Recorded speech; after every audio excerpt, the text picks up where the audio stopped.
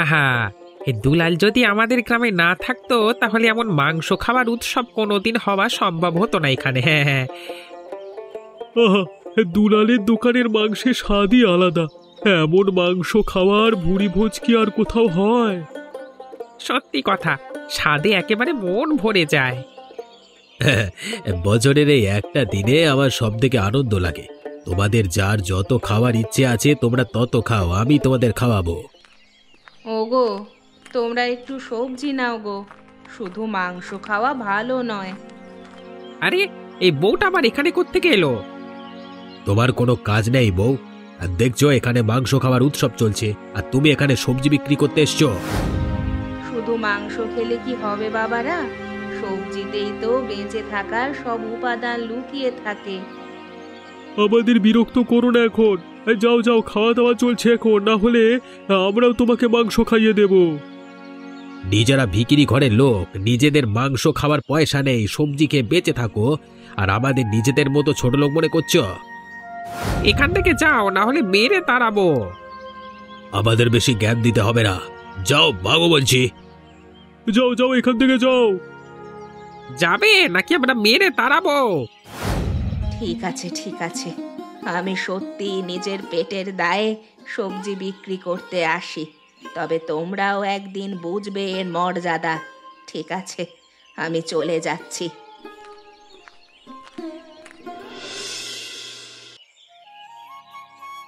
বেলা, বাড়িতে আছো? বেলা, এ কি তুষার, তুমি? অনেকদিন হলো কলেজ থেকে চলে এসেছো, আর আসবার সময় বলেছিলে তোমাদের গ্রামের বাড়ি বেড়াতে আসবার জন্য, তাই আজকে চলে এলাম। ভালো করেছো, ভিতরে এসো। দেখো মা, কে এসেছে। কে বাবা তুমি? আমি বেলার সাথে কলেজে পড়াশোনা করতাম, আমি সব জানি কাকিমা। তুমি আর কাকু কিভাবে কষ্ট করে সবজি চাষ করে বিক্রি করে তোমাদের মেয়েকে পড়াশোনা শিখিয়েছো শহরের কলেজে। কিন্তু ও অনেকদিন চলে এসেছে, আর আসবার সময় বলেছিল গ্রামের বাড়িতে আসতে, তাই আমি বেড়াতে এলাম। ভালো করেছো, তবে তোমাকে কোথায় থাকতে দেব বলো তো? আমাদের তো এই ভাঙা বাড়ি। এরকম কথা আর বলবে না কাকিমা। সত্যি কথা বলতে কি, শহরে আমাদের অনেক কিছুই আছে, কিন্তু গ্রামে তোমাদের এই আতিথেয়তা, সাধারণ জীবনযাত্রা আর শান্তির জন্য এসেছি। তোমরা যেমন ভাবে রাখবে, যা খেতে দেবে, আমি তেমন ভাবেই থাকবো আর তাই খাবো। আসলে আমাদের বাড়িতে কোনোদিন এরকম বাইরে থেকে অতিথি আসেনি তো, তাই একটু চিন্তা হচ্ছে। একদম চিন্তা করবে না, আমি তোমার নিজের ছেলেরই মতো। ঠিক আছে বাবা, অনেকটা পথ এসেছো, এখন উঠানে দাঁড়িয়ে কথা বলতে হবে না, ভিতরে এসো।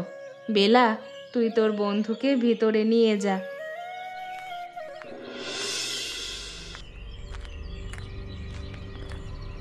কি খবর দুলাল?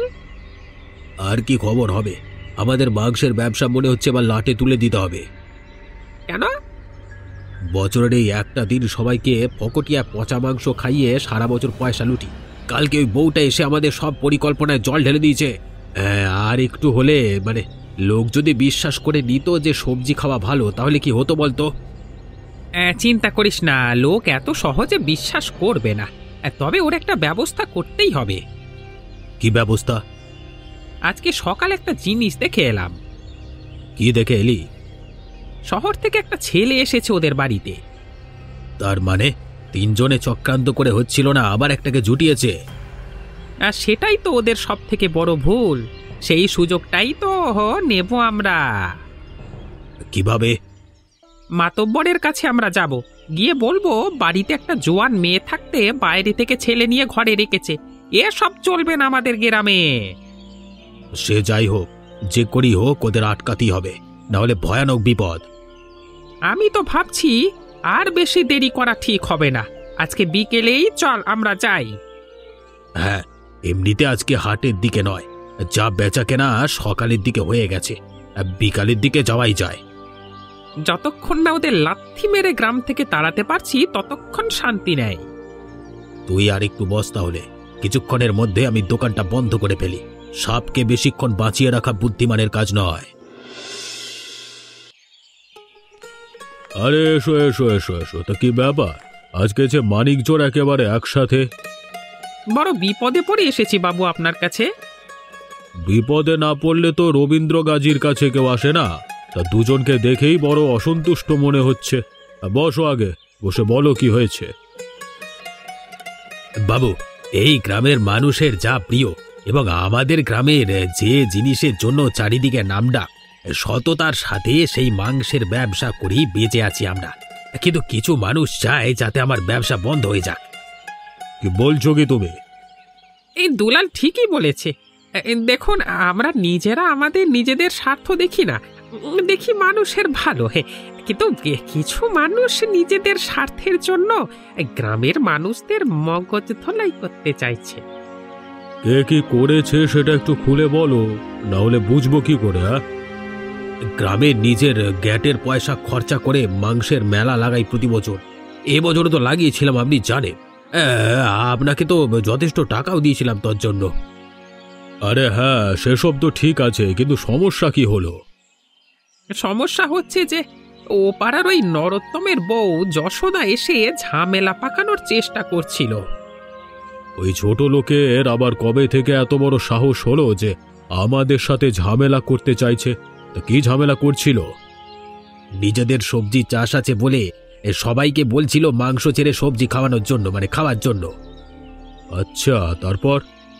আমরা ভাগিয়ে দিয়েছি, কিন্তু সবার সামনে বলেছে যে মাংসের থেকে সবজি খাওয়া নাকি উপকারী বেঁচে থাকবার জন্য।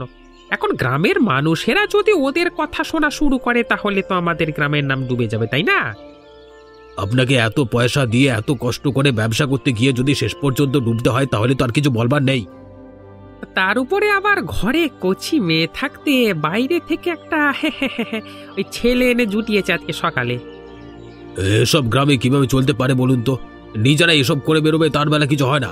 আমরা একটু সৎ পথে ব্যবসা করে বেঁচে থাকতে চাইলে ওর পেছনে জ্বালা ধরে। ঠিক আছে ঠিক আছে, তোমাদের চা জল খাবার দিতে বলছি, তোমরা খেয়ে দিয়ে একটু শান্ত হও। আমি কথা দিচ্ছি ওদের ব্যবস্থা আমি করব। গেছিস, এদের চা জল খাবার দে। তোমরা সবাই জানো কেন আজকে এই সভা ডাকা হয়েছে এবং তোমাদের সবাইকে থাকতে বলা হয়েছে কেন? আমরা জানি না বাবু। আজকে সবার ডাকা হয়েছে এই নরোত্তম মণ্ডলের জন্য। আমি কি করেছি বাবু? আবার জিজ্ঞেস করছিস কি করেছিস? লজ্জা করে না তোর? কি অপরাধ করেছি সেটাই তো বুঝতে পারছি না। আমি একজন সাধারণ খেটে খাওয়া গরিব চাষি হুজুর, যার নিজের জীবন কাটাতে গেলেই হিমশিম খেতে হয়।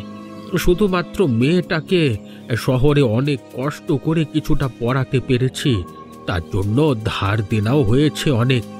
এখন সেই চিন্তাতেই জীবন কাটছে। আমি কি কোনো অপরাধ করতে পারি? গ্রামের মাংসের মেলায় তোর বউ এসে সবজি খাওয়ার জন্য গ্রামের লোকেদের উস্কায় রে। বাবু বাবু দেখুন, আমরা সবাই আপনার কৃপাতে বেঁচে আছি। বললাম তো, মেয়েকে শহরে পড়াতে গিয়ে অনেক টাকা দেনা হয়েছে। এখন সেই দেনা শোধ করতে গেলে আমাদের সামনে একটাই উপায়, সবজি বিক্রি করা। হয়তো হয়তো সেই জন্যই সে মেলাতে অনেক লোকের জমায়েত হয়েছিল বলে সবজি বিক্রি করতে গিয়েছিল। গিয়েছিলিস তো গিয়েছিলিস, কিন্তু অত লেকচার দিতে কে বলেছিল? ঠিক আছে বাবু, তার হয়ে আমি নিজে ক্ষমা চেয়ে নিচ্ছি আপনার কাছে। এবারটার মতো ক্ষমা করে দিন। শোন, এ গ্রামে থাকতে গেলে গ্রামের নিয়ম মেনে চলতে হবে। আমার কাছে খবর এসেছে বাইরের একটা ছেলে কোত্থেকে জোগাড় করে এনেছিস তোরা। এসব চলবে না ভদ্রলোকের গ্রামে। বাবু বাবু ছেলেটা খুব ভালো, আমাদের নিজেদেরই ছেলের মতো, বেলার বন্ধু। ওসব বন্ধু বাজিয়ে গ্রামে চলবে না, সেটা জেনে রাখিস। কিন্তু কিন্তু বাড়িতে যখন এসেছে তখন তো আর তাড়িয়ে দিতে পারি না।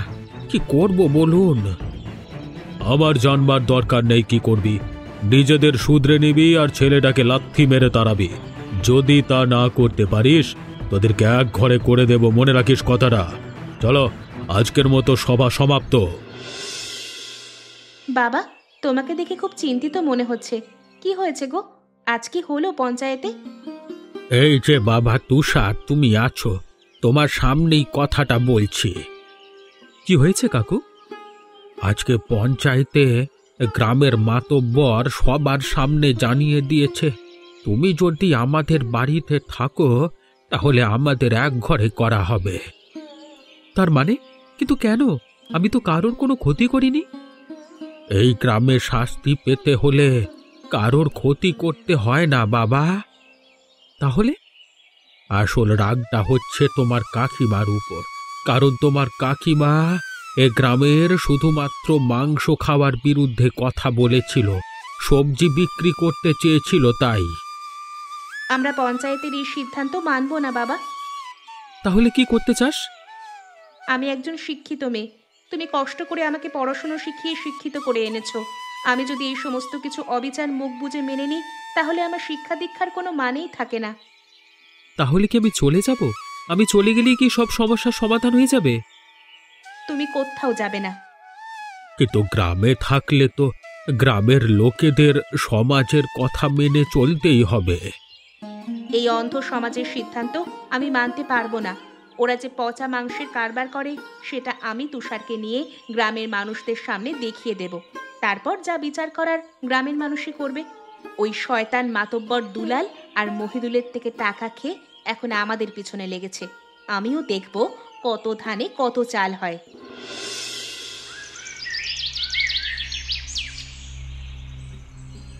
যতটা সহজভাবে কালকে কথাগুলো বললে ততটা সহজ করে কিন্তু হবে না কাজগুলো। সেটা আমার থেকে ভালো আর কেউ জানে না, তবে করতে আমাকে হবেই। কিন্তু কিভাবে করবে তার কোনো পরিকল্পনা আছে? আমি তো পুরো ব্যাপারটার প্রায় কিছুই জানি না।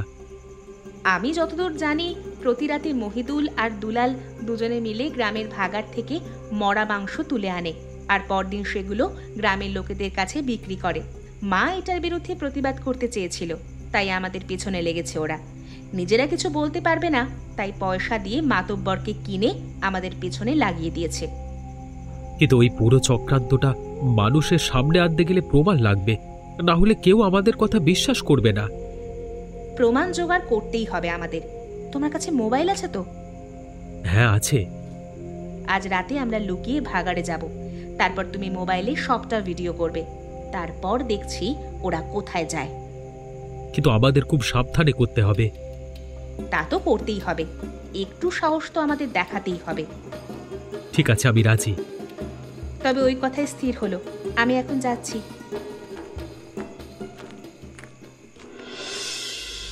আরে ওই তো ওরা, ওই যে সত্যি তো দুজনে মিলে মরা মাংস বস্তায় পুড়ে নিয়ে যাচ্ছে। ধীরে ধীরে কথা বলো, শুনতে পেয়ে গেলে ওই মাংসের সাথে আমাদেরকেই কেটে বেজে দেবে। আর হাঁ করে দেখছো কি? ভিডিও বানাও। আরে কালকে 8 বার বেশি করে মাংস নিয়ে যেতে হবে। আজকে মাতব্বরকে একটু বেশি বেশি খুশি রাখতে হবে। বলা যায় না কখন কোত্থেকে কোন ঝামেলা এসে পড়ে ঘাড়ে। আরে এখন কাজের সময় এসব অকাজের কথাও কেন বলিস? ঠিক আছে, তাড়াতাড়ি চলো, কাজ শেষ করে যাওয়া যাক। বেটাদের কালকে দেখাবো আমরা কি করতে পারি। আজ আমি তোমাদের কাছে কেন এসেছি জানো? নিশ্চয় বেটা আবার সবজি বিক্রি করতে এসছে মাংসের বাজারে। বাবু বলবার পরেও শিক্ষা হয়নি তোমাদের? এই যাও না, যাও এখান থেকে যাও। আরে বাবা, এখন ভরা বাজারে আমাদের বিরক্ত করতে এসো না। বিরক্ত করতে আসেনি, তোমাদের পর্দা ফাঁস করতে এসেছি। তার মানে? তোমরা সবাই শোনো, আমার মেয়ে আর ওর বন্ধু তুষার দুজনে মিলে এই দুজন শয়তানের সমস্ত কুকীর্তির ভিডিও করেছে কাল রাতে। তোমরা দেখলেই সব বুঝতে পারবে আমি কেন তোমাদের এতদিন মানা করেছি মাংস খেতে, আর কেন আমাদের ওপর ওদের এত রাগ। কি দেখাবে তোমরা? কি হয়েছে? তোমরা কেউ কিছু দেখবে না। ওদের বাবু এক ঘরে করেছে, সেই জন্যই রাগ পোষাতে এসে যেখানে আমরা শুধু নিজেদের স্বার্থের জন্য নয়, সবার স্বার্থের জন্য এসেছি। এই দেখো তোমরা ভিডিও। এবারে তোমরা দেখতে পাচ্ছ কিভাবে এতদিন তোমাদের বছরে একদিন ফকটিয়ায় মাংস খাইয়ে মন ভুলিয়ে সারা বছর ভাগাড়ের মরা মাংস খাইয়ে এসেছে। ছি ছি, আর তোমরাও তাই খেয়েছো। তবে রে, আজকে মেরেই ফেলবো তোদের, শেষ করে ফেলবো তোদের দুজনকে। বাঁচাও ভাই, পালা, বাঁচতে চাইলে পালা ভাই, না হলে মেরে ফেলবে। চল চল বাবুর কাছে চল, তাড়াতাড়ি চল।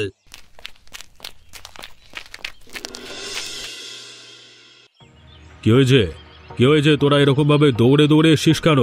আর তোমরা এভাবে মার মুখে হয়ে উঠেছো কেন হঠাৎ করে? কি হয়েছে কি? হ্যাঁ, আমরা আজকে জানতে পেরেছি এই যশোদা, বেলা আর এই নতুন ছেলেটা সাহায্যে যে এই শয়তান দুজন আমাদের এতদিন মাংস খাওয়ার গ্রামের নাম করে ভাগাড়ের মাংস খাইয়াছিল শালা। বলছো কি তোমরা? একদম চক্রান্ত, বিরাট চক্রান্ত বাবু। আজকে আমরা ছাড়বো না, মেরেই ফেলবো। দাঁড়াও দাঁড়াও, আইন কখনো নিজের হাতে নিতে নেয়। এক গ্রামের মাতব্বর আমি বুঝতে পেরেছি কে ঠিক আর কে ভুল। এরা শাস্তি পাবেই, কারণ ওরা ভুল করেছে। বাবু আপনিও? চুপ কর তুই। যদি বাঁচতে চাস তাহলে এই মুহূর্তে গ্রাম থেকে চলে যা। ঠিক আছে বাবু, আমাদের ক্ষমা করে দিন, আমরা চলে যাচ্ছি। আর কখনো ফিরে আসবি না তোরা এই গ্রামে, দূর হয়ে যা বলছি। ঠিক আছে, ওদের শাস্তি দিয়েছি, এবার তোমরা যাও। আর এখন থেকে মাংস খাওয়া বাধ্যতামূলক রইল না। তোমাদের যা পছন্দ তোমরা তাই খেতে পারবে, ব্যাস হয়ে গেল। নতুন খবর শুনেছ তোমরা? কি হয়েছে বাবা? বিচারের সময় রবীন্দ্র গাজী বলেছিল যে গ্রামের মানুষেরা নিজেদের পছন্দের খাবার খেতে পারে, চাইলে সবজিও খেতে পারে, কিন্তু একদিনও যাওয়ার আগে বলেছে যে গ্রামের লোকেদের এতদিনের অভ্যেস নাকি বদলাবে না। তাই এবার থেকে শুদ্ধ মাংস সে নিজে বিক্রি করবে, তার নিজের দোকান হবে এই গ্রামে। তার মানে পরিস্থিতি ঘুরে ফিরে আবার একই? এই সম্পূর্ণ ঝামেলায় শুধুমাত্র মহিদুল আর দুলাল শাস্তি পেল, কিন্তু ওদের মাথা রবীন্দ্র গাজী ঠিক সুযোগ বুঝে বেঁচে গেল। আর বেঁচে গেল বলেই তো আবার চিটিংবাজি শুরু করতে চলেছে। পুরো ব্যাপারটা কেমন যেন একটা ধোঁয়াশার মধ্যে ঘটে গেল, কেমন যেন সন্দেহ হচ্ছে। আমাদের উচিত রবীন্দ্রর উপরে নজর রাখা। তবে ওই লোকটা এখন সাবধান হয়ে যাবে। আমাদের যা করতে হবে খুব গোপনীয়তার সাথে করতে হবে, না হলে সবকিছু ভণ্ড হয়ে যাবে। তবে আমি নিশ্চিত করে বলতে পারি যে ওই শয়তান কোনো দিন লোকের ভালো করতে পারে না। তার মানে তোমার কি মনে হচ্ছে আবার একটা লোক ঠকানোর নতুন চক্রান্ত শুরু করেছে? এখন দলের দুজন চলে গেছে, পুরো টাকাটা নিজেই পকেটে ঢোকাতে পারবে, সাথে লোকের বিশ্বাস। যারা লোক ঠকায় তাদের স্বভাব এরকমই হয়, একেবারে খতম করতে না পারলে এদের শোধরানো যায় না। ঠিক আছে, আমাদের কাজ আমরা করে যাব। আমরাও দেখব কতটা নিচে ওরা নামতে পারে, আর আমরাও কত দূর যেতে পারি। লড়াই আমরা এমনি ছেড়ে দেব না। এখন থেকে আমরা মাতব্বর রবীন্দ্রর ওপর নজর রাখব। আরে বাবু এসেছে রে, বাবু এসেছে। আসুন বাবু, আসুন আসুন। হে, তোদের জ্বালায় শান্তি নেই, পুরো ব্যাপারটা আরেকটু লেগেছিল ঘেটে। কি করবো বাবু, ওই মেয়েটা শয়তান ছেলেটা মিলে এভাবে যে আমাদের পেছনে লাগবে সেটা তো বুঝতে পারিনি। শালা আমার কথা শোনে নে, উল্টে লোকেদের সামনে সবকিছু ফাঁস করে দিয়েছে। এর একটাই উপায় আছে। কি উপায়? খতম করে দিন ওদের পুরো পরিবারটাকে, আর এমন ভাবে কাজটা করবেন যেন দেখে মনে হয় না খুন। তুই বলবার আগে সেসব ভাবনা আমার ভাবা আছে, তবে ব্যবসা তো আর বন্ধ রাখতে পারবো না। তাই তোদের সাথে নতুন পরিকল্পনা করতে এসেছি। তোদের যেভাবে বাঁচালাম লোকের হাত থেকে, মার খাওয়ার হাত থেকে, এমনটা কেউ করবে না জেনে রাখিস। আমি চাইলে তোদেরকে ওখানেই খতম করিয়ে দিতে পারতাম। সেই জন্যই তো বাবু আপনার কেনা গোলা বই তাকি আমরা। শোন, এখন আমি গ্রামের লোকেদের মাংসের প্রতি দুর্বলতার সুযোগ নিয়ে আমার নামে নতুন ব্যবসা শুরু করছি। ব্যবসা নতুন হলেও কাজ কিন্তু পুরনো হবে। সবাই জানে তোরা গ্রাম থেকে চলে গেছিস শাস্তি পেয়ে, তাই কেউ এখন সন্দেহ করবে না। এদিকে তোরা লুকিয়ে লুকিয়ে আবার আগের মতো ভাগাড় থেকে মাংস চালান দিবি। তোদের মোটা অঙ্কের পারিশ্রমিক আর খাওয়া দাওয়া পৌঁছে যাবে এখানে। হে, আপনি বলেছেন মানে ধরে নিন কাজ হয়ে যাবে। তবে গ্রামের ওই ভাগাড় থেকে এখন আর কাজ করা যাবে না। আমি একটা নতুন জায়গার খোঁজ পেয়েছি, কালকে রাতে তোদের দেখিয়ে দেব। ঠিক আছে ঠিক আছে, কালকে তাহলে তিনজনে একসাথে যাওয়া যাবে। আমি এখন যাচ্ছি, তোরা সঠিক সময়ের মতো সঠিক জায়গায় দাঁড়িয়ে থাকবি আর সাবধানে থাকবি, কোনো রকম ভুল করবি না। চললাম। এটাই হচ্ছে আমাদের নতুন ভাগাড়। এখানের মাংস নিয়ে গেলে কেউ বুঝতেও পারবে না যে আমরা ভাগাড় থেকে তুলে নিয়ে যাচ্ছি, কারণ ওখানের থেকে এখানের মাংসের স্বাদ আরও ভালো হবে। লোকে আলাদা করতে পারবে না, ভাববে আমি ভালো মাল বিক্রি করছি। আপনার বুদ্ধির প্রশংসা করতে হয়, আপনি বিয়ে হলে চুমু খেয়ে নিতে হবে। কি সব উল্টোপাল্টা কথা বলছি, চুপ কর না। কালকে সকাল থেকে আপনার নতুন ব্যবসা যে কত ভালো করে চলবে সেটারই আন্দাজ করছি আমি বাবু। মার বেটাদের মার। তোমরা ছুটে এসো, ঘিরে ধরো ওদের। আজ পেয়েছি এই ব্যাটাকে হাতে নাতে। কি এসব কি হচ্ছে, এসব কি হচ্ছে? হ্যাঁ, তোমাকে খতম করার পদ্ধতি চলছে। কি ভেবেছিলে প্রথমে আমাদের অপবাদ দিয়ে চুপ করিয়ে রাখবে, আর তারপর যখন সবাই জানাজানি হলো সবাইকে বোকা বানিয়ে নিজের ব্যবসা চালিয়ে যাবে, তাই তো? আজকে খতম করে দেবো সালা। আর আমরা চাই না এই ভাগাড়ের মাংস খাওয়া গ্রাম। সালা মার বেটাদের, মার উঠি মার। বাবা মরে গেলাম, ক্ষমা করে দাও, লাগছে, মরে গেলাম।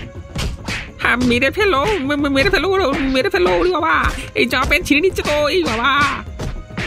বড় ভুল করে ফেলেছি টাকার লোভে, ক্ষমা করে দাও। আমরা চলে যাচ্ছি। তুই কাঁচা ধরে টানছিস কেন? খুলে যাবে তো। ছেড়ে দে না ভাই, লাগছে তো। ওরে বাবা, ওরে বাবা। দেখেছো তো অতি লোভ আর অপরাধের ফলে কি হয়। তোমরা কোনোদিন এরকম কাজ করো না, আমরাও করব না। সৎ পথে চলবো সারা জীবন। আর সেই জন্যই আমাদের চ্যানেলটি সাবস্ক্রাইব করে আমাদের সঙ্গে থেকো।